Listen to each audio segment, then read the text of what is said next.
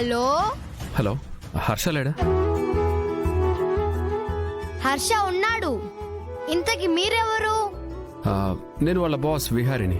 ఓ Batman, నువ్వా? క్రిష్, నువ్వా? అక్కడ హర్ష ఉన్నాడు నీ పక్కన? ఉన్నాడు. ఒక నిమిషం ఇస్తున్నాను. మీ సార్ మాట్లాడు. సార్. Harsha, I'm sorry. అయ్యో, మీరు సారీ చెప్తున్నారేంటి సార్? టైంకి తీసుకురాలేకపోయినందుకు చాలా రిగ్రెట్గా ఫీల్ అవుతున్నాను. నువ్వు టైంకి ఆ అమౌంట్ డీడీ తీసుకురాకపోయేసరికి నేను నిన్ను వేరే విధంగా అనుకున్నాను. అందుకే నీకు సారీ చెప్తున్నాను. నువ్వు ఆ పరిస్థితుల్లో కూడా కంపెనీ గురించి, ఎంప్లాయీస్ గురించి ఆలోచించావు. అవును, ఇప్పుడు మాట్లాడిన కృష్ణకి ఏమవుతాడు? మా అక్క వాళ్ళ అబ్బాయి సార్. ఓ అల్లుడా?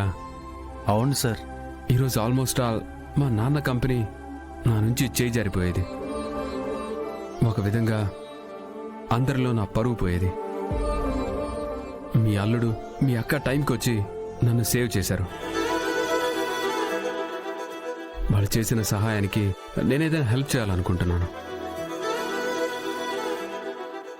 నేను ఒకవేళ డబ్బులు ఇవ్వాలనుకుంటే వాళ్ళకి ఎలా చేరవేయడం? ఇప్పుడున్న పరిస్థితుల్లో నేనైతే మీ దగ్గరికి రాలేను సార్. పర్లేదు, నువ్వేం రావక్కర్లేదు. వాళ్ళ అడ్రస్ ఎక్కడో చెప్తే నేను అక్కడికి వస్తాను. సరే సార్.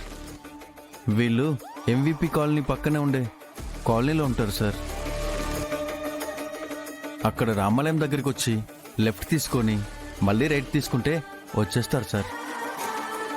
మావయ్య, మోయ, ఒకసారి బ్యాట్మ్యాన్ తో ఫోన్ మాట్లాడతాను, ఇవ్వు.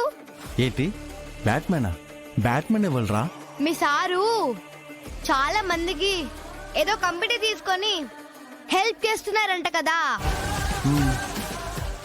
అక్కడ వాళ్ళందరూ మీ సార్ ఎత్తుకొని తెగ మెచ్చుకుంటున్నారు. అందరూ మీ సార్ గురించి ఆనందంగా చెప్పుకుంటున్నారు మావయ్య. మరి మనందరి ఆనందం కోసం ఫైట్ చేసే హీరో ఎవరు? బ్యాట్మ్యానే కదా. అందుకే తను బ్యాట్మ్యాన్.